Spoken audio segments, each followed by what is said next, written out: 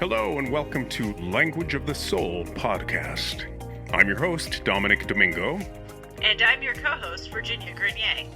We'd like to invite you to sit back, relax, and enjoy some inspiring conversation.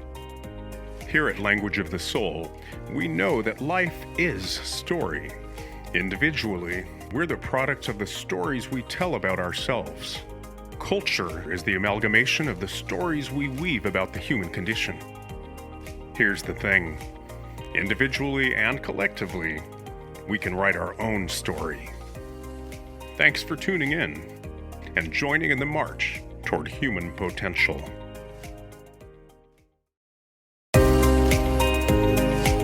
You're a good friend, even though we're living in different areas. If we were hanging out, right, we'd probably be seeing each other more and doing things. But I have tremendous respect for you and, what you're doing as an artist. And this is part of your artistry right now. It's, in the audio realm of our artistry. But more than that, it's you're taking these concepts, these creative concepts, and you're bringing them to the world. You're doing the deep dive on issues of, mind, body, spirit. And it's so important. It's vital. And so I bow to your vision with all of it. It is true. It's not my self-expression in the areas that I'm trained in. And very frankly, while I was getting well, I had cryptococcal meningitis and I had to keep my executive functioning. So writing and being extremely analytical and intellectual about this, which I would rather just be doing it, right, Greg? All artists just want to be doing it. Exactly. But it really served me to write this over the course of time while recovering because I needed to keep my fucking brain working. Well, it's like therapy, right? Well, it literally just, maybe not like since we're talking about catharsis today, like it wasn't a visceral emotional catharsis, but it did what needed to be done, which was keep my executive function available to me. And I'm just saying that to you, artist to artist, that I don't love to analyze. I like to just do it. And as you know, in your teaching, you often come across a lot of romantic notions about the creative process where a lot of people just wanted to be unexamined. I did this and I got it out of my system. Trust me. Yeah, that beautiful. Yeah, but I also feel like, we're all called upon to connect our dots maybe and kind of concretize, if that's a word, our worldview and then share it. All of our artists that we've had on before going back to my book very much just told their stories, and it wasn't about me or my book at all. They really illustrated what my book is about. I mean, there's so much soulful dialogue in those episodes. Hi, guys, and welcome to Language of the Soul podcast, where life is story. Welcome back. For those of you, hopefully, those of you that have been tuning in regularly, you will know we've gone back to the book. I believe, Virginia, you can confirm or deny that this is our 7th episode going back and unpacking the book. It's only chapter 2, but if you do the math, is it our 7th episode? Am I right about that? Yeah, they're making me have to do math. Introduction Roundtable, chapter 1, then chapter Roundtables 1 and 2, and now this is the first. Oh, and then the reading of chapter 2. Yeah, so this is 7. Yeah, so this is number 7. Technically 8 if you guys have been tuning in, because we did slip in a special episode of The Seeker, chapter 1. But that wasn't part of this series. But that's a special episode. Yeah, that was a special episode. So this is the 7th in the actual Language of the Soul book and going back to what got the podcast started, yes. Right. Yeah, I'm just an artist. I ain't a mathematician. I'm just I'm just a drawer. But yeah, it seems counterintuitive that we're only on chapter 2, but it's the 7th episode. But in that spirit, chapter 2 is called Story and Catharsis. So I noticed in going back to it, I kind of busted the catharsis wad in chapter 1, talking about Bonnie Raitt and, that example of somebody hearing it in a car radio in a cornfield in Iowa and the circuit being completed. I kind of really discussed the mechanics of catharsis in chapter 1. So I was surprised in going back to this how I think it had plenty to say about catharsis, but it was already fully explained in chapter 1, if that makes sense. Mm-hmm. Did you notice that? I did. But go ahead. Sorry. I was going to say, but there's still a lot of meat in this chapter too to get into. I hope so. Yeah. And, but what happened too is a lot of things come up throughout the book. And it's 370 something pages. So repetition is the key to learning. Not that it's all about learning, but anyway, I just feel like I make a case over 300 and something pages. So it's kind of natural that things organically come up again and again. I was just surprised when I went back to the episode that, oh, wait, but that Bonnie Raitt thing, that was chapter 1, not 2. But I hope, there was plenty in there for our guest today to relate to and resonate with, I hope. And on that front, I'm going to turn it over straight out the gate after a bit of babbling to Virginia, because she's going to mediate as she's been doing throughout. Or moderate. I didn't know I became a mediator, but okay. It could happen, depending on how contentious it gets. Let's start with moderation and see if you have to mediate. How about that? Okay, welcome, Virginia Grenier. Thank you. I'm glad to be here. I thought you were going to introduce our guest today because you know him better than I do. Okay, I'm glad to do that. Greg is a former guest. This is his second time on Language of the Soul podcast. If you've not heard the former episode, Greg is a huge influence on me. He was my instructor at Art Center back in the Cretaceous. I actually went there from 89 to 91. And I believe I had him in upper terms, so probably closer to 90 or 91. And yeah, he's the man. He's, I don't want to speak for him. He can clarify anything I get wrong here. I don't have his bio in front of me, but Greg is, I think, what I identify as an editorial illustrator, a conceptual editorial illustrator, but he's obviously branched off into entertainment and a number of other ventures, including music projects that I love and adore. But more importantly, he's a kindred spirit and he inspires me. And I'm looking forward to recreating the magic we did on the former episode. I guess we should have read the bio. Do you have it in front of you, Virginia? I don't, actually. That is totally yeah. Okay. Well, you prompted me to talk about him. So here's how I'm going to do it. I'm going to say, welcome. And please tell us about yourself. Who are you? What are you? What are you all about, Greg? This is Greg Spalenka. Explain yourself. What are you all about, Greg? Hi, Nick and Virginia. It's a pleasure and an honor to be back on Language of the Soul. It's such an amazing, I'm going to say, venue almost that you've created here. And it's so inspiring. It's uplifting. It's elevating.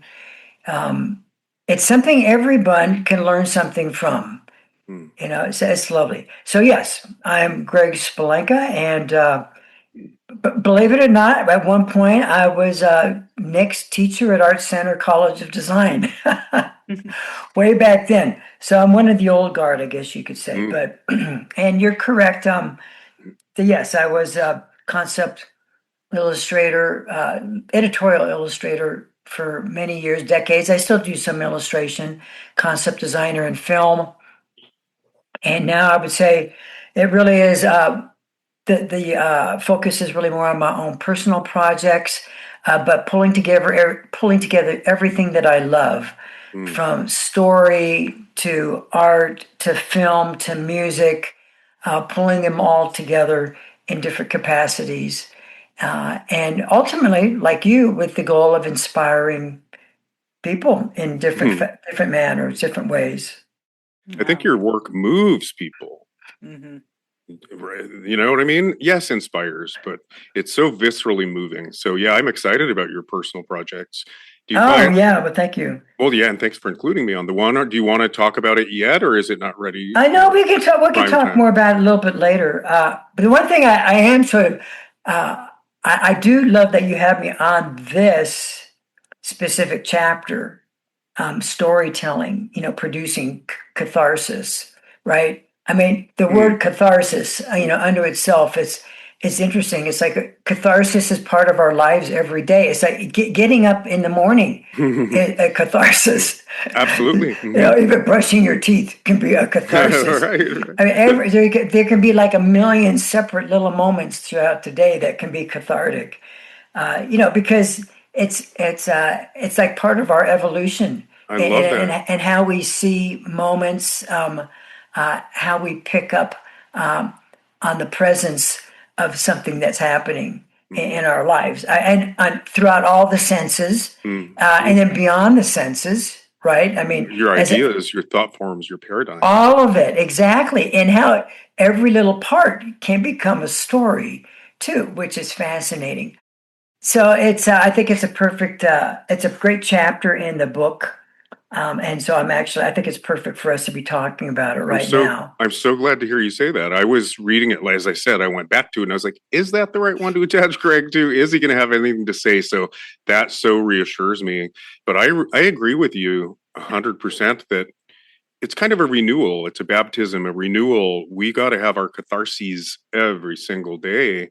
And I, frankly, can't afford to go to the movies lately. So I'm missing that particular catharsis, But I like what you're saying, that on the daily, I think we're renewing faith, we're renewing hope, whether it's in humanity, the planet, our children, our potential, our capacity. I don't know if that makes sense. But even just the raw emotional catharsis. Imagine if we didn't have outlets. It's vital. It's so important. As you say, it's at the end of the day, you have the personal story of your life. And then if you're sharing that in any capacity, right, whether it's at a phone call, whether it's talking like this on a podcast, whether you're creating a visual piece of art, whether you're creating a piece of music, a film, a book, writing a book, it's all connected because ultimately at the end of the day, with the sort of this goal of transforming, not only the self in the context of creating whatever that is and living that experience, but transforming individuals and society too. Yes. It's sharing our human experience, which you talk about quite a bit in the chapter itself. Yeah, you're saying it beautifully, though. Like, it is individual, then through the ripple effect, we hope the macro is affected. But it is no small thing, the idea that we have art to allow us to feel our feelings and hopefully purge. We'll get into the definitions of catharsis in a bit with Virginia's help.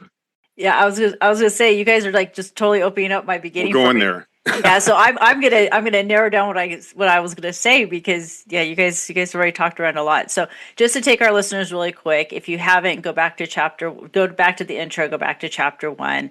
Specifically chapter 1, we talked about story transformation, about the chemistry, the bonding, the tribalism, and responsibility. Slow down. Sorry. Slow down. I know. Woo! Wow. So in chapter 1, it was story transformations is what we focused on. So it's about the chemistry, about the bonding, the tribalism, and the responsibility. Chapter 2, we're going inward. And so this chapter is what actually happens inside the artist, which we have 2 of them already sharing that whole catharsis, and not just looking at it as that buzzword that we all hear, but more about the mechanism and how it functions in our lives, which is what you guys just all beautifully just shared in multiple ways.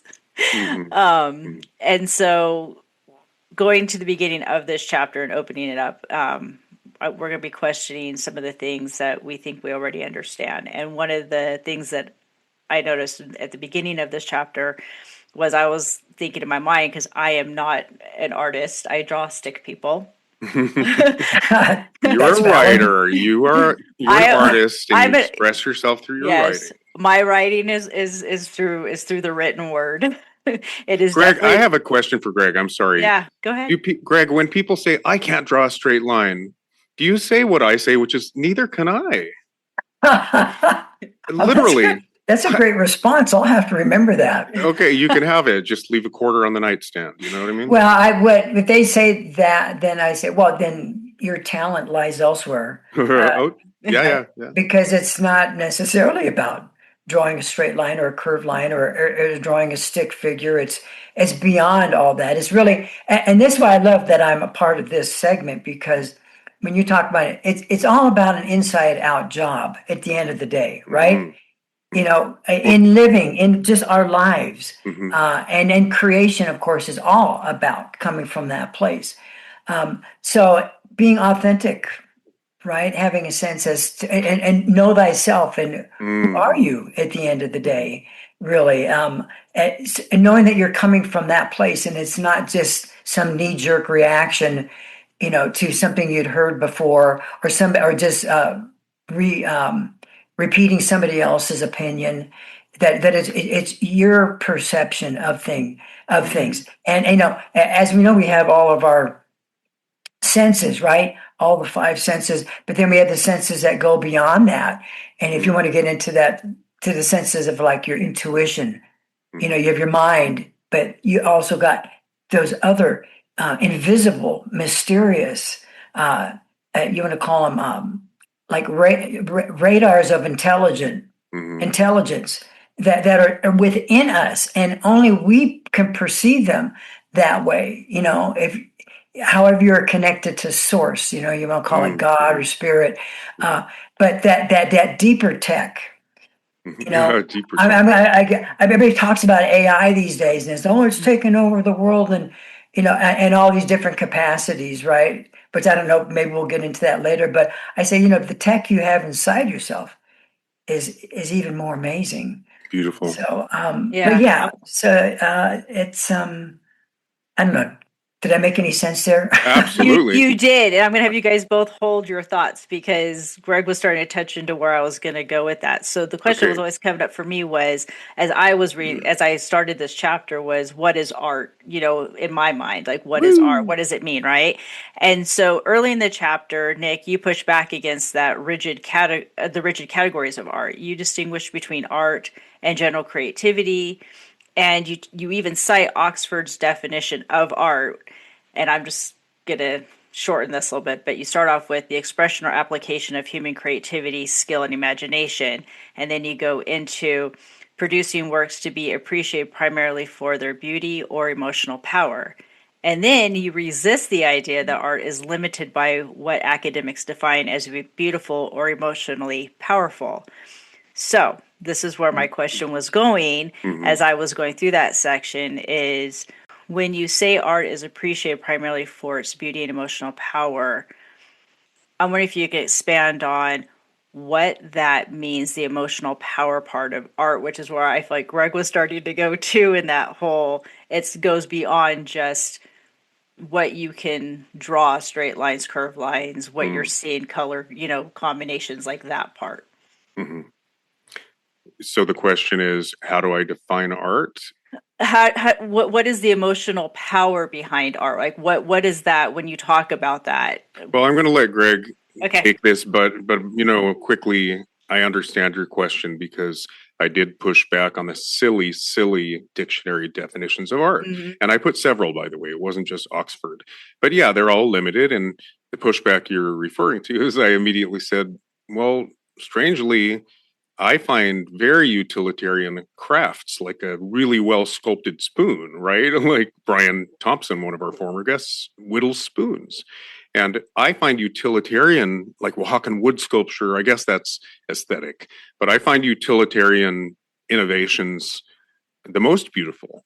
So, art is in the eye of the beholder, beauty is in the eye of the beholder. So I think, one of the examples I brought up was my friend Diane. And in the 90s, I would have said, well, she doesn't self-identify as an artist. She's still looking for her vehicle. She's still trying to find her voice and find the right vehicle of expression for her. But everything she does is art, her laugh, the way she, moves. And so Exactly. I'm not the first to say art is in the eye of the beholder, but also in terms of creative expression, I think Greg was hinting that it's not about a skill set that involves motor skills. It's so much more than that. And so I'll turn it over to you, Greg. But I think she was talking about the very top of the chapter. I did just play the devil's advocate and question what constitutes aesthetic value or artistic merit or even beauty. These are circular conversations.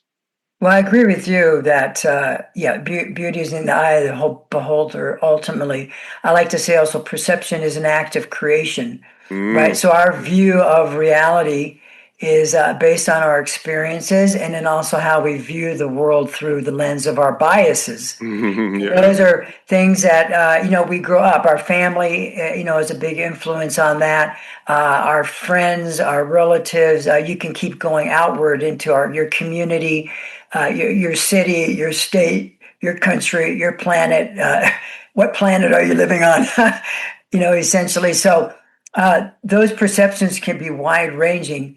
I think, though, and so it is very personal. I do believe, though, that there are certain facets in art, if you want to call it like sacred geometry, or like the golden mean, right? The golden proportions. That there are universal principles that are timeless. You want to call like the proportions in what you would the normal human being would consider to be, for instance, like a beautiful face. You know, what are the proportions in a beautiful face? Right, you know, with the eyes and nose and the mouth, and you know, in the shape of the face. And so I do believe that there are universal principles that will sort of that everyone can connect to somehow, some way. Can I jump in real quick? Yeah, go ahead. I hate to say it, but image, I separate word and image in this book. And there's a whole chapter devoted to image and story. And you're attached to that too, by the way. That's why when I said, I'm not sure we attached you to the right chapter, because there's entire sections in the image and story chapter that talk about sacred geometry. Mondrian, for example, who believed he could induce literally, I forget the different states that he thought he could literally produce in people. And so, yeah, the universal, I mean, the whole branch of philosophy called aesthetics delves into these formal properties that hopefully induce a universal reaction in all of us. But yeah, maybe you will come back on for that one. There's an entire... and it is across, if you think about it, it's across the board, really, because whether it's in writing, you could say, all right, there are universal storytelling techniques, right? That really work well. You know, for instance, a beginning, a middle, and an end. If you want to keep it as simple as that. In music, right? A verse, a chorus, a bridge, a verse, a chorus. Right? Absolutely. Same thing in film, of course. Telling the story, and then the general principles of how you do that visually. And are you integrating music? Are you integrating dialogue? So there are, I think, across the board. Absolutely. Right. And I think just as being a human, yep. we take in information and it can appreciate certain things. And if you go back to the senses again, like food, how specific foods taste. Like for instance, I've read that there's one specific taste. You have like the main taste, right? You got like salty, bitter, what is it, like an Ayurvedic salt, sweet, bitter, astringent. So there are those main tastes, but the human will generally gravitate toward the sweet. It's like it's across the board, universal. It's like all humans will gravitate toward the sweet if they have a preference, right? So I do believe that there are those qualities. I mean, I've often said, to go back a little bit, you mentioned storytelling, the literary realm. Yes. I mean, I've often said that's kind of what it, not that I'm going to definitively say what it is to be a, quote, great writer. There's all kinds of kind of romantic notions about what it is to be a great writer. But I do argue it's kind of being a master of what is universal, what's culturally relative. You become a master at where the subjectivity steps in and empowers the universal. Right? So maybe it's almost like the technique or the craft that we have to take the time to get good at is understanding what's universal and what's extremely subjective.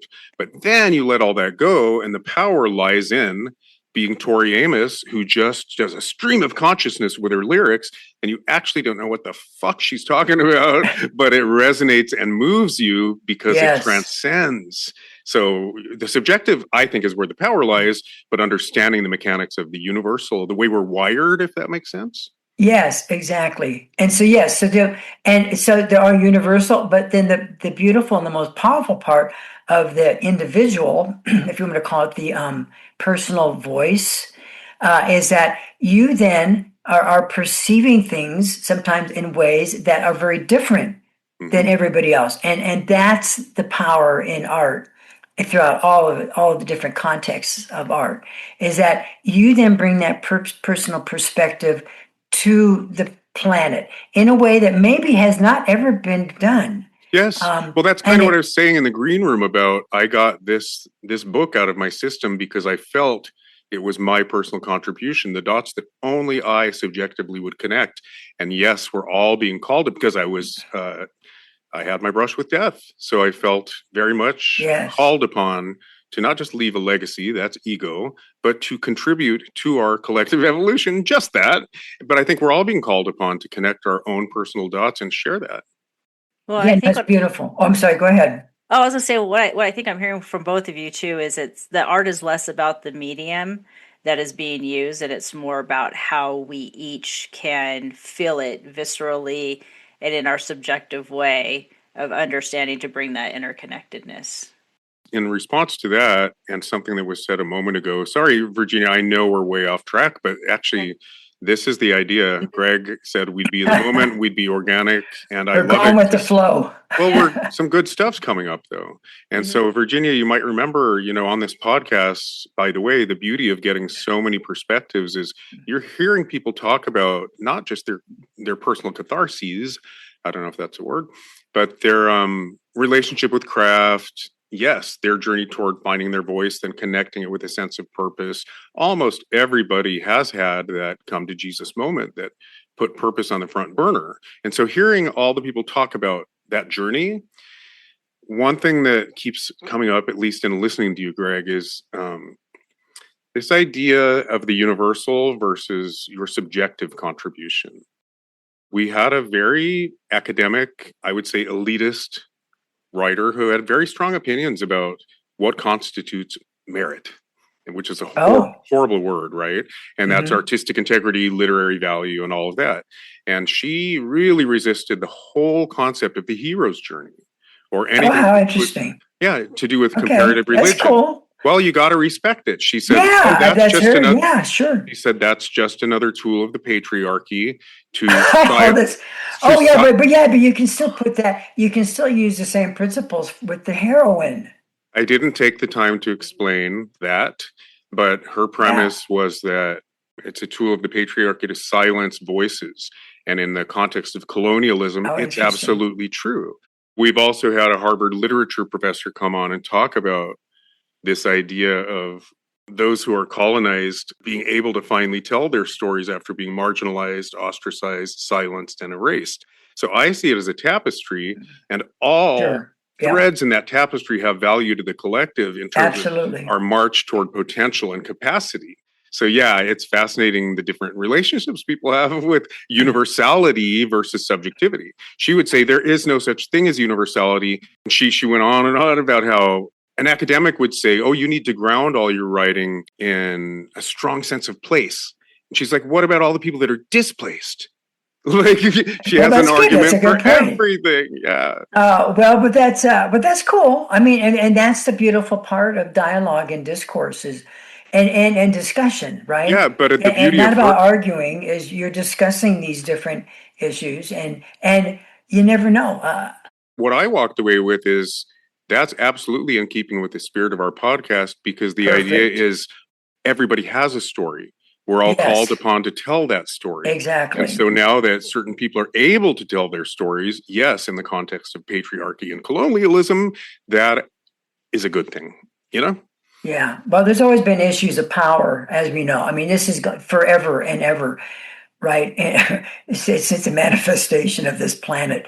The powers, think about just the vital forces of creation, right?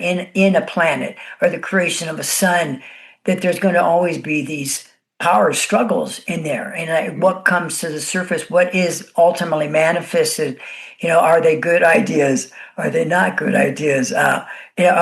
What is the personality that comes out of that? I'm getting in, as you know, I as an artist and a brainstormer, sometimes if I take ideas and concepts, sometimes they'll go off into outer space, but then I'll pull them back somehow, just so you know. So now talking about manifestation of a planet or a sun or something, but within ourselves, it's the same thing. At those forces, right? And then the dialogue between people. As soon as you had two people, you had dialogue and you had controversy and conflict and all these different things. A big premise of the book is all growth comes from strife. So all personal evolution or societal evolution comes from conflict resolution. So thank God for that tension, Well, you only build the muscle through the resistance. And I also like to say amen on a really good day. Amen to all the differentiating thought forms. It hopefully keeps things in balance. It's hard to see it sometimes, but amen to all of it. And the thing is, yeah, and sometimes I know we've all had this happen in our life where something happens, right? And you think it's really bad, Mm. but and then it turns out to be really good. I would say always. So many times it happens. Well, And it this is takes like, sometimes it takes a while to see the humor in things, but exactly. I know. sometimes When you you're can in see it, your yeah. adversaries as your angels. Yeah, it can be an adversary. It could be an experience that you had, which is like, oh my God, it's the end of the world. And then it's like, oh no, it's a brand new world. You know, it's like these flipping. I mean, and that, of course, as we know, is what makes great stories, is the turns in the story, right? Well, crisis equals opportunity too. Yes, it absolutely. Okay, Virginia, jump I'm in, here. get us back on track. Yes, I'm getting back on track. Well, and you guys aren't too far from where I was going to go next, because I know, as you already said, Nick, that in chapter 1 we got into catharsis and we definitely talked a lot about it, but it comes up again in this, in chapter 2, and one of the areas that it comes up is where you write, pity carried a connotation of judgment in Aristotle's time. Then you reinterpret pity as judgment being purged through compassion. And even listening to you guys just talking right now, this question that I already had formed to ask, I feel like you guys were kind of saying this already, is that catharsis is less about emotional dumping and more about moral recalibration. Emotional dumping, you said? I said that catharsis is less about emotional dumping and more about moral recalibration. So when I was listening to you guys talk, like sitting in that uncomfortable, right? So like for me in therapy, a lot of the times I have to let, the client that I'm sitting with sit within what's their window of tolerance. So that discomfort. And within that discomfort is when they start to go through their form of catharsis, because they're going through that processing of understanding, and within that comes the growth. So I feel like catharsis does that also, where it helps us when we're going through things and we're looking at stuff, be it that it's through painting, writing, singing, whatever mode we use, right, to express ourselves, that I feel like it helps us process and recalibrate how we're seeing the world through our lens. I want to answer first, Greg. I would Go love. for it, bro. Well, yeah, jump in. No, I hope you always follow up with how something might have resonated with you and maybe a personal anecdote or something in your creative process. But I sometimes feel like I want to answer first just because I want to clarify the intention of the book. So in that, I think what I hear you saying is, if you want to lie down, what I hear you saying is that, and I think this has happened a few times already, we're talking about the catharsis for the artist, that the artist experiences through the creative process. But kind of separate from that is the catharsis we all experience by indulging the arts as patrons, right? That's the completion of the circuit. So those are two different things, but I think you were hinting that in the creative process, the artist experiences catharsis, but it's not just venting or vomiting, something like that. Emotional dumping. But that it's actually a recalibration of thought forms. That's not my wording in the book. It might be AI's wording, but I did very much try to illustrate the idea that you can have a visceral purging, which is what Aristotle would have talked about. But let's not forget, you can have a complete change in paradigms or thought forms. It's not like you're going to literally create new neural circuits through the creative process, but maybe. So I feel like that's what I relate to, is that whenever I find myself in the middle of a novel and I actually don't know where it's going, even though I structured it really well, I'm problem solving and making policy for my own life by finishing the chapter or the book. And so I feel a rewiring of my paradigms and thought forms through the creative process. So I do separate a little bit between the visceral purging one experiences and actually the outcome, which can be, like we were saying earlier, Greg, the thing that gets you up in the morning, the renewed faith, whatever it is. Is that related, Virginia? Yeah, and that's what I was talking about. And so that's what I was saying. Like in therapy, for us, it's the recalibration or it's the processing shift. Yeah, or the kind of synthesizing of opposing thought forms. You have the thesis, the antithesis, and I've heard people say it's a sign of lack of intelligence if you can hold two opposing thought forms.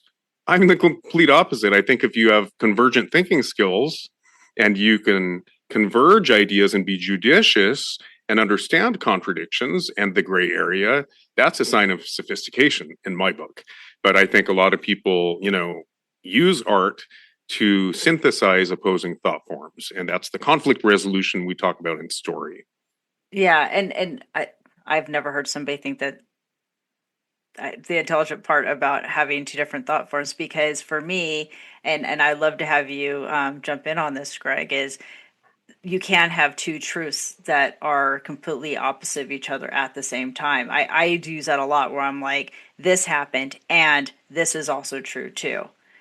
When I talk, so that's interesting, and that's how I view. That's how I view like when I'm reading a book. Like, oh, so I may have like the protagonist, and I'm going, yeah, all this stuff is so valid for the protagonist, and I can also see where the antagonist is coming from. So I'm just curious what your guys' thoughts are on that. Yeah, so that I maybe the word here that fits this is empathy. You're talking about moral recalibration. It's like adjusting our attitude, and ultimately the foundation of that is empathy. I would say compassion, listen, having enough sensitivity to listen, and attempting to understand instead of once again having a knee-jerk reaction to something. When in the context of storytelling, right? It's interesting how sometimes that can be like, for instance, working with a turn in a story, it may feel like that character is going one direction that you do not like, or he's the antagonist, like you were talking there, Nick. Mm-hmm. But then they turn in to like the protagonist, aligns with the protagonist. I want to jump in because I want to see if this is what you're talking about. I just want to clarify. I have a lot to say about all that, but Heated Rivalry, I doubt either of you have seen it, but it's a total cultural zeitgeist at the moment. Everybody's tuned in. It's a big, big conversation going on about the type of aspirational storytelling it represents. And one thing, I had never thought of it this way, although I do think a lot about aspirational storytelling, if that makes sense, showing models you haven't seen before that we can aspire to, as opposed to repeating old tired tropes, right? Mm-hmm. But the whole thing apparently was kind of mind-blowing.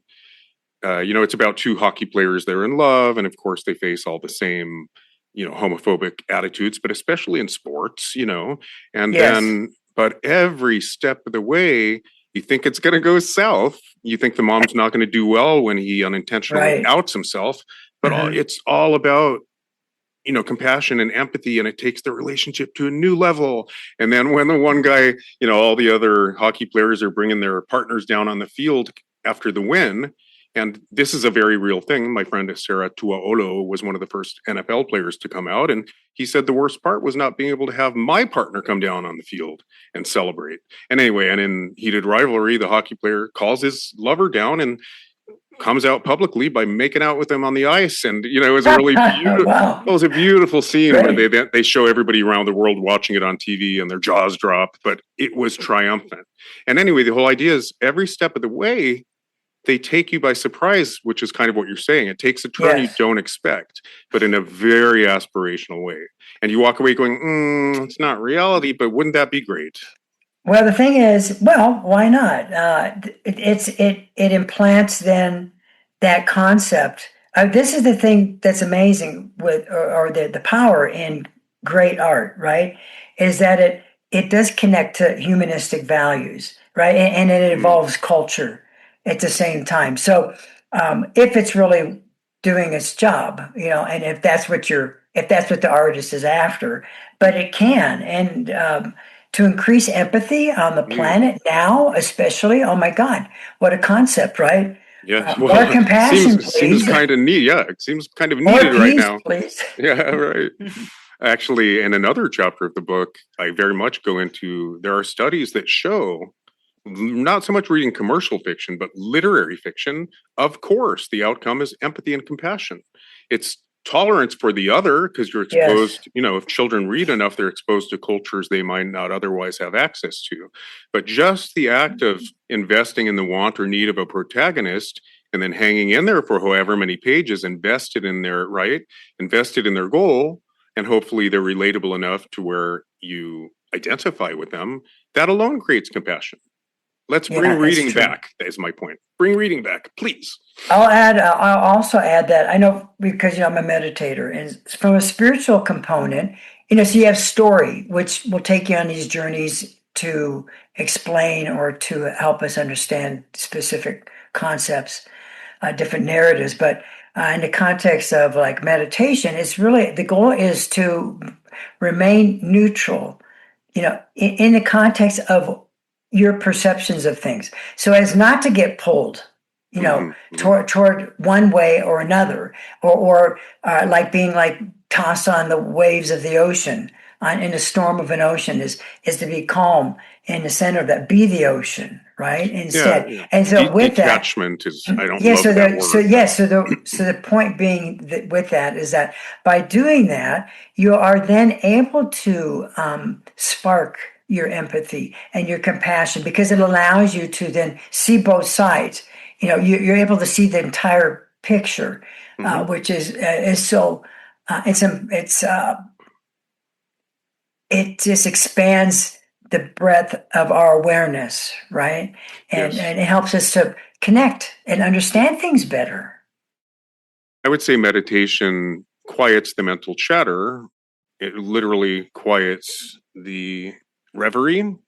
And so then you get those theta waves and those gamma waves, which are the opposite of mind and ego. It puts you in touch with your core consciousness. Only then can you create new, more empowering thought forms. So I'm a big fan of meditation. But just to go back to what we were saying a moment ago about sacred geometry, I think your work has that power as well. It doesn't put you in a meditative trance per se, but don't you think powerful images also, maybe they don't fully get you there, but it's church to look at go to the Sistine Chapel and it transports you. So art kind of has that power. Sure. It's not meditation, but it's the next best thing, maybe. Yeah, well, it depends what we're trying to communicate. So, for instance, a mandala, right? Like, those Buddhist sand paintings where they create those amazing mandalas. I'm sure you've seen them, right? They're like probably like 4 Buddhists around that huge mandala on the floor with sand, all the different colors. Not only is it a meditation for them, but then the person viewing the artwork, it's supposed to put them into more of a meditative, interiorized state. But it depends what we're communicating, right? I mean, for instance, like I have my art, for the most part, is representational. There's specific images that are trying to communicate something, a story or an idea. But you look at, there's abstract art, right? And all its different forms, from sculpture to photography or wherever. There can be even abstract films. And that's just to evoke an emotion, right? Or a feeling. And maybe they want you to understand something intellectually in the context of that abstract piece of art, whatever it is. So this is the thing that's amazing. It's a universe of possibility when it comes to art, in all its different forms. In the book, I tend to go, well, the art I appreciate, I'm not trying to impose my tastes, but one way of talking about the outcome of a certain process, right? Or a certain creative process is, I often say, well, the work I appreciate. And I tend to like films that are very low on dialogue, and it has a sort of theater dell'arte effect that's more primal, because that does transport you. So I think experiential art, even, we've gotten into, in the book, in this chapter, we talk about conceptual versus narrative, right? And I would love for you to chime in on that. But I agree with you. There's all kinds of outcomes. I happen to be transported experientially, if that makes it's not sense. It's not intellectual at all. And that's a different type of catharsis.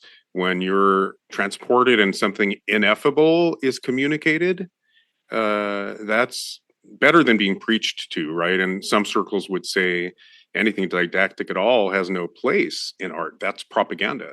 I don't know if that makes sense to you, Greg. Yeah. Oh, yeah. Absolutely. The intention. It's the intention with the story that you're telling in whatever format. Comes down to the intention. Yeah, there's process art, there's installation art, but the experiential aspect, I think, circumvents intellect, actually. Wait, say that again? Well, I'm just calling it experiential, whether it's an experimental film that's nonlinear, that doesn't follow the Western storytelling structure, for example. Oh, right. It's more like experimental art or process art at that point, or what's the other genre? Not installation art, but performance art. It's not. Oh, well, linear. So many different types. But I just call it experiential. Like, it's non-linear. You go in, you're transported despite yourself, and you come out changed. And sure, yeah. Well, and then of course, I go back to the intention, right? So, and what. So for instance, you can be very light in that approach, or you can be very heavy-handed. So a great I should say some stories would be, for instance, working in media, right? I chose, in the context of my art career in illustration, to focus on humanistic stories, editorial illustration, which has to do with the human experience. But I could have made a lot more money doing advertising, selling a product. You could have rendered droplets on fruit, little yes, water droplets. And actually, and I have done that. That's my go-to for advertising illustration. Yeah, no, my horror story of my illustration career was one strawberry. Double-page painting of a strawberry for Ralph's, and it was, I have to tell you, it was horrible. I thought it was like $5,000 for one painting this one strawberry, and I thought, this is too good to be true, and sure enough, it was. You were underutilized. Oh yeah, no, it's just like the amount of changes. It's like, long story short, is that I said to him when he first was, the art director was giving me the job, I said, "Are you sure you want to Spalenka strawberry? We want to Spalenka a strawberry." Right. Like, this is too good to be true. But wasn't there a Beatles album? Yeah, Strawberry Fields. It was highly conceptual, Greg. You don't underestimate the strawberry. You know what I mean? Oh yeah, well yeah. But at the end of the day, it ended up becoming like a photographic. Right. Strawberry, and it's like, why did you hire me? Right. You were miscast. Meryl Streep has a great spiel where she talks about, I tried to do commercials when I was trying to pay the rent, before I started getting juicy roles. Like everybody else, I tried to do commercials. But she said, I just always had too much subtext. Like, I could look at the paper towels, but I couldn't support them 100%. There was always water. There's water under the bridge. Yeah, exactly. She couldn't just do the one level thing. She always had to have a relationship and a motivation with the people. Yeah, my heart had to be in the art I was creating. I had to feel like I was really connected to that. And so the editorial art, which really for the most part dealt with human, the human condition, humans' challenges, struggles, whether it's political or economic or just all the different parts of being human. Those are the things I wanted to really talk about. The thing is, strawberries have struggles too, though. They can. Well, especially if they've got they're made with all sorts of pesticides and synthetic fertilizers. Right. Yeah, poor little strawberry. That's true. But yeah, so the point I was going to make there is that you can have working in media. So even though I was dealing with those specific subjects. I communicated a lot of dark subject matter, everything from rape to war to gang violence, a lot of dark stuff. I was considered the dark illustrator there for a while. But I always felt that it was somehow touching to the human facet. And I wanted to show that there usually was some light at the end of the tunnel in there, even though it may have seemed just incredibly dark. But the other thing that I learned is that, most of the media, they all had their agendas. And it was fascinating to see how I would be given the same article by two different publications, and then they'd want me to illustrate it specifically like to their political affiliation or Yes. their agenda. Maybe they were for the war in Iraq or something, and then the other wasn't for the war. So they want me. So I'm going. No, I just want to be more keep to the truth. Let's stay neutral and really just try and capture the essence of what this article is about. Let's not make so much an opinion about it in one way or the other. Well, tell me if this resonates, though, because I do see the redemption in your work. Even the darkest work does offer a little bit of redemption. But that's in the eye of the beholder. And I know you've had your own arc, right, in terms of how much redemption is brought in. But there's also the idea of the beauty and the decay, or embracing the shadow, the beauty. And we artists have an upper hand at seeing the beauty in the traditionally bad, negative, dark. Those are binary categories that Western society invented. In Eastern philosophy and Eastern culture, you have a more yin and yang, a complementary relationship. Correct. So we don't always buy the binary black and white tropes. So I think you expose the beauty in the traditionally dark imagery. Thank you. Well, and Thomas More would say we've got to embrace our shadow and face off with absolutely. it. And that's going back to catharsis. Even Guillermo del Toro, a lot of horror auteurs will say facing off with our shadow, and in the hero's journey, facing off with whether it's Theseus and the Minotaur or Beowulf. It's a great parable for humanity facing off with its basest instincts. Anyway, I think it all has value, and I do think your work has evolved, but I'm wondering if you relate to that at all, if it was intentional at all in staying apolitical and not catering your imagery to their political agendas by staying neutral. Do you also feel like there's a human level to all stories that way transcends politics? Absolutely. And I have to say, for me, I consider myself the eternal optimist. Maybe that's my spiritual bones, speaking there. But this is why, no matter how dark the thing is, I always feel like there is some light. There's always light in there. And I think part of that is because through my own spiritual practices, I believe there's a divinity in all of us. There's a deeper facet, which is, if you want to call it God or spirit, there is that goodness. There is that godlike, goddess-like power inside all of us, which is infinite, right? And so if we have that, even though we live in this world of duality, of right and wrong and dark and light and all of these extremes, right? And that we live in this place where our senses are always pulled into that world, to remember, and this is where meditation is helpful, that you come back to the center, you realize, oh no, ultimately there's goodness. The light is always going to be stronger than the darkness. And that is inside me.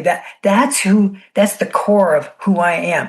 And so in my art, there is always probably going to be some facet of that reflected, you see. And that's just my personal story, I think, coming out. It's your gift, though. It's your gift to the rest of us. And, I've often said, again, the art I appreciate, not that there's a right way or a wrong way to go about life, but I strive to bring just enough divinity in to daily life, and I think a lot of art is about showing the profound in the seemingly mundane, or the numinous in the mundane. And that's what I love about your work. It's kind of, you're a conduit and you're reminding people of what they already know, but I call it divinity.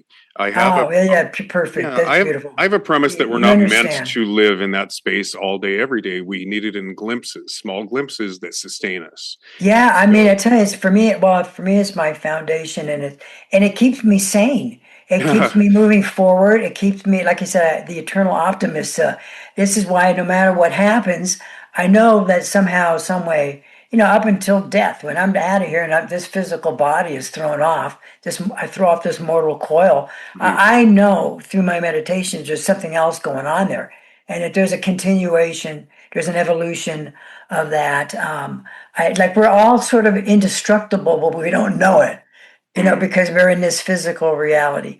But you're reminding us of our eternal nature. yeah, And exactly. it couldn't be more Mhm. obvious that that's what we need right now. Couldn't be Yeah, more oh, obvious. it's huge. And the AI thing enters into that conversation. And in fact, Paramahansa Yogananda, it was talking about the challenges that we have on the planet, and I'm sort of paraphrasing here, but he said, all your political challenges, they're all spirituals. It's a spiritual solution at the end of the day, and it's an inside out job. And so you can have treaties, you can have all these different agreements, but the thing is, at the end of the day, that's all outside in. You really need the more you're looking at and living in the world, looking at the world, living in the world from the inside out, the deeper part of us as individuals, as countries, right? Then there'll be more understanding. It'll make more sense at the end of the day, and whatever agreements you have will probably last. They'll have a little more heft to them. At this moment, couldn't be clearer to me, and I don't want to get, quote, political, but as we Right. said, there are human issues that transcend politics. What's become ultra clear with the tariff conversation and, just this week is that for an individual who is completely transactional, that's not guided by moral principles or ethics at all, the human element is the first thing to go. And I think we are being called upon to remember our humanity. I don't know if that makes sense, but this week I just thought, for a transactional individual, nothing has a moral basis or an ethical basis. And you could argue those two terms talk about our responsibility to one another, our empathy and our compassion. Does that make sense? Absolutely. At this moment, it's so needed. Yeah. I would agree. I agree with that. And this is where it's interesting, is where adversity can be also a teacher. And it can remind us of who we are truly, and where are you living your life from. Mm-hmm. Well, I think a lot of things are coming to a head for that reason, to usher us into a new paradigm. It's painful, right? Exactly. It's pushing us as individuals, right? It's kind of an outside in approach, but if it gets you inside of yourself, to the deeper part, connecting to the deeper part of your reality, beyond the physical stuff. I mean, however deep you can go, then at the end of the day, it's a positive thing. Yeah. Well, but it can be painful, as you say. Yeah. Well, you're prompting a story. I'll just real quick, because this is about storytelling. It's a metaphor. I wrote a story about going to the Dead Sea in Israel, and everybody. Right. I was working over there, but I went many times to a place called Ein Gedi. But you can slather yourself in the black mud. I'm sure you know about that tradition. And people literally come from the world over to have their baptism and slather themselves. And it's cleansing. It's spiritually cleansing. Cool. Well, I did it, and it really felt, it smells like asphalt for one, but it kind of stings. Oh, and I noticed, it's stinging in little places. And I washed it off, and they stayed red. Well, later they turned out to be my skin cancers that I didn't know about. Oh, interesting. So I had them excised. But I thought, for a while I was like, this doesn't feel spiritual. Interesting. But it brought the stuff to the surface that needed to be. Great story. We need attention paid to it. So if Trump is the cancer, and I think, I see it like a boil coming to the surface, and it's the worst of humanity. Oh, now I said it. Yeah. Well, and it's all, and it's, politics are just filled with that, as we know. And from time immemorial, it has been that way. It's like, I don't know, to want to be a part of politics is, I don't know, that is one very strange place. Because at the end of the day, at least from my personal experience, there is the potential to get easily corrupted. It's like almost 100%. I'm often the only one that says, I'm not as cynical, that really popular rhetoric. They're all corrupt. I'm the one who will go, actually, over time, yes, people have a lifestyle they want to keep up. So they just want to get reelected above all else. So they sell out and they have their earmarks, right? And Most of it, their unfortunately. lobbyists, they succumb to the lobbyists and all Oh, of yeah. that. But It's all business. I'm the one guy that will say there are public servants who have gotten off their ass and done more than you or Oh, I, yeah. Oh, there's including always good people. I agree 100% with that. including Hillary Clinton, and there's a million others that do more than any of us to be a public servant and to enforce social change. That said, yes, most of them get corrupted at some point. But Yeah. that's why we artists, not just militant Right. activists, but we Yes. artists need to be at the forefront of all social reform. That's And we it. are. That's my whole book. We are, actually. And I Because will add, persuasion only goes so far. I will add this. Art that changes minds by touching hearts. Okay. I agree with you 100%. And I want to add that if you look throughout history, what is usually left? It's the After- art. It's the art. Well, and unless The a art regime is left, destroys and- it, unless the Taliban Right, for the takes a most part. sledgehammer to it and destroys it. Yeah, yes, but in general, I mean, if you look out throughout all of history, what is left? It's the beautiful. It's even if it's parts of those magnificent. Look at the Parthenon, right? So that was, you knew just by looking at the remnants of that, right? That it's like, oh my God, that's magnificent. Even the bones of that thing still standing there. It's magnificent, right? The size of it, it's like, whoa, monolithic. You know, sculptures that they found at the bottom of the ocean, you know, or sculptures that have Alexandria, survived. yeah. It's like when we look, at least from my experience, you look back and it's like, those are the parts. It's not like, you know, sometimes you hear so much about the wars and the destruction, of course, on so many different levels, but the goodness, right, of humanity, the beauty that's left, the architecture. They could have been like those frescoes in Pompeii that all got covered up with ashes and then resurfaced, or mosaics, you know, or the pyramids, you know, throughout history. There are thousands of pyramids around the planet. It's like, oh my God. I mean, not only is it's not just Egypt, all over the entire planet, thousands and thousands of these unbelievable structures. It's like, whoa, what were there? There was man at one point was so far advanced, they were able to create these things, temples.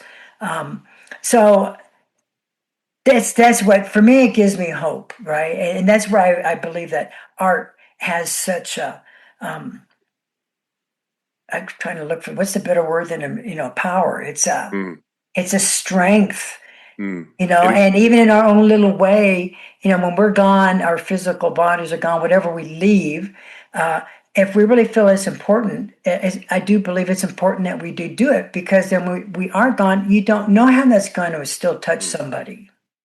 Yeah, I guess what I hear in that is, like, a lot of people worry about legacy on paper, but it's really the love, right, that you gave and that you exchanged while you were here. Exactly. But I guess I'm agreeing with you 100%, but I'm just going to preach a little bit and say this is largely why we have a podcast, and it is fascinating, Virginia. I don't know if you've noticed in the 3 years that we've done this, fascism has taken hold, and the arts are always the first thing to go, and these storytellers are always the first ones to be silenced, because it's well known, even subconsciously by all of us, this is how we transform, more so than persuasion or propaganda. So, I agree the mission of our podcast has become so much more important since we started it. Just following up on what you said with a little bit of preaching, because we're coming to the end here. I'm agreeing with you, but we have to protect it. Pyramids do crumble. Sure. And the hardest thing for me to watch in all of this, whether it's the Arab Spring or some of the uprisings or the Taliban, when they take sledgehammers, I mean, I can watch starving children in the streets in a war-torn country and I don't shed a tear. When they took the sledgehammers to the artwork, that is hard for me to watch. So I'm just saying we need to protect it. It's not a given. I agree. Not a given. Yeah. Okay. Yeah, no, I agree with that 100%. But it is fascinating how it does seem that the art survives somehow throughout time. It is interesting. Maybe it's some divine little a boon that's afforded us humans on this planet. It's like, all right, you can completely destroy your planet, but we're going to leave a little of that beauty left. Well, it's like Trump taking over the Kennedy Center. Let's leave the beauty, but do not let Trump chisel his name on it, please. Yeah. Because he will. Well, yeah, I agree. Yeah, I mean, this is, as we know, and politics is a mess. It's been the same as forever. And then so for me, I'll come to that little mantra in my head that says, "This too shall pass." Exactly. We hope, we pray. Well, I do Yeah. think, I mean, on a really good day, we can all see it's bringing things to the surface for us to address, and these are all opportunities for paradigm shifts. So That's perfect. we'll be Excellent. dead and gone, but I love it. That could be a bumper sticker. that's what I'm here for. Okay, Virginia, we strayed from your outline 5 minutes in. We never got back to it. Oh, sorry. We're coming up on an hour and a half. That's what happens What when you should get. we do? Well, and I'm going to steer us back because you guys, I mean, you did, because where we were starting to head to anyways was talking about ethos, pathos, and logos and propaganda, which we don't need to go there. That's been covered. Yeah, there's no time to go there. Well, and you guys covered a lot of that anyways. And I just wanted to come back to a lot of what I heard, especially what, Greg, when you were sharing about like the strawberry and, the different artwork that you've done, where you had two different, based off their ideologies of like, well, we support this, but we don't support it. And you're working on this and you're like, wow, so interesting to see these two different perspectives. Is and Nick, you brought up too, that humanistic side, which we see, and I know you talk about that a lot in this book too. And I think that's why, again, even when we see just the pieces of like art from the past, be that sculptures, pottery, whatever, that's that humanistic element that just we can't, even though propaganda persuasion tries to squash it, it can't die. Correct. So art reminds us of our humanity. Sounds like. Mhm. Yeah. So that's what I really feel like when we talk about catharsis, is that's what it is. It's that humanity that just can't be squashed, that just always finds, even if it's that little glimmer. It finds a way. Yeah, literally. Beautiful. Well, God, you guys are inspiring. I almost can't feel my headache. Well, that's good. I do have another little point I'd like to make that's a sort of a spin-off on that. The power of symbols. Right? Art as a symbol. That if you think about art throughout your life, whether it could be music, film, theater, it could be a painting. I was just saying in the context of a painting, if you think of like, for instance, like that Michelangelo has so many iconic pieces, like, but for instance, the Sistine Chapel where, God, that picture of God is touching the finger of Adam, right? Mm-hmm. So just that little image right there, those two hands, the fingers touching, that, or you look at like, for instance, Andy Warhol's, the Campbell soup can, talking all about consumerism, right? And then and for instance, then I look at my career, my art career, and I think, oh, well, did I have any specific art pieces that might have a timeless nature? And I was thinking, oh, well, maybe there was one piece, I don't know if you remember it, I called it the art heart. And it's this heart, and then you got this bouquet of flowers and all these different elements coming out of the aorta and the different parts of the heart at the top. It's all about creativity, right? There's this living creativity that beats, within all of our hearts. So at the end of the day, that catharsis, right, in its small little moments, in its larger moments, art is crucial to that, and it helps sustain us, I think, just living day to day. Those are the many catharses you were talking about, how we need to partake in art, right, on a regular basis, because it's not a one and done. It's how we renew. Exactly. I love that. And then just bringing like the Campbell soup thing to mind and other iconic images. It's true. It's the art that remains because it is largely how we define ourselves. These pieces of art that you referred to, God, I mean, that says it all. Just divinity, right? Reaching down and touching the finger of man. And so maybe that to demonstration that it is what matters and it's what lasts, but it's also the stories by which we define ourselves. Yes. Mm-hmm. I have a cousin, Italian cousin, Luca Castelli, he lives in Italy, and he is a salesman for this company that sells aluminum, right? Mm-hmm. And you think, Oh God, I'm thinking for myself, God, I don't know how I could handle that. But the thing is, he travels all over the world and he meets all these different people. He's in China, he was just now in India, he goes all over. And so through his own the art spirit inside himself, even though he's working for a company that sells aluminum sheets and aluminum for different capacity, different things. He's his nature and his spirit, the love inside who he is that connects. So he's not just selling a piece of aluminum. He's like he's introducing himself to the world and making the world smaller in some respects. And so his art, right, is that communication and meeting people. Well, yeah, it's beautiful. And I think that's what we're on the cusp of. The paradigm we're on the cusp of is bringing intention to whatever it is you're doing for the collective. That's it. We need our manual laborers. We need it all. And I don't want to get too into the tripart state where we all have our gifts and we're meant to contribute them. It sounds a little elitist, but I do think bringing humanity into even the corporate realm is what we're on the cusp of. Trader Joe's, for example, has the business model where they talk about love in conference rooms. Yeah, it's great. What place does love have in business?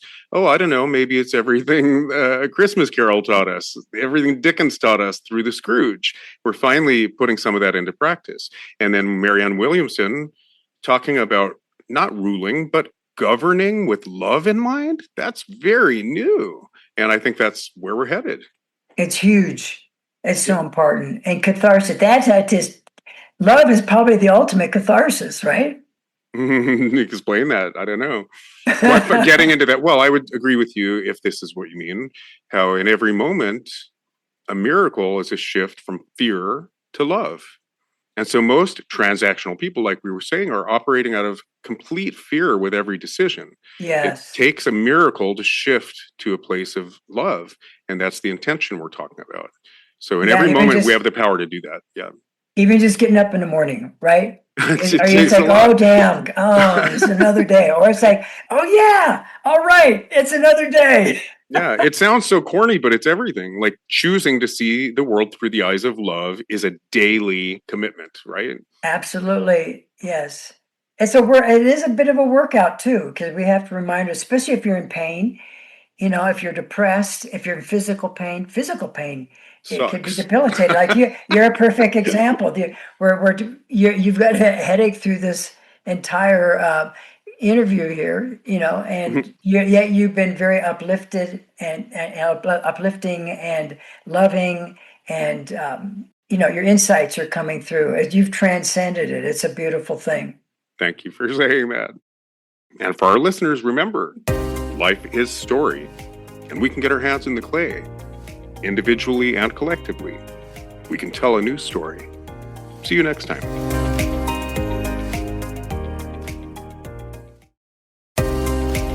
We want to take a moment to thank our wonderful listeners and supporters. Your continued support and sharing of our podcast helps us spread the transformative power of storytelling. If you enjoy our episodes, please rate and review us on your favorite platform and share the podcast with friends and family. For more enriching conversations and insights, subscribe to Language of the Soul podcast on Apple Podcasts, Spotify, Amazon Music, iHeartRadio, and anywhere you listen to podcasts. Follow us on social media and visit our Patreon website for the latest updates and exclusive content.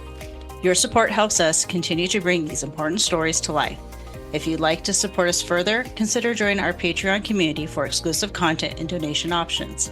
Every bit of support helps us reach more hearts and minds.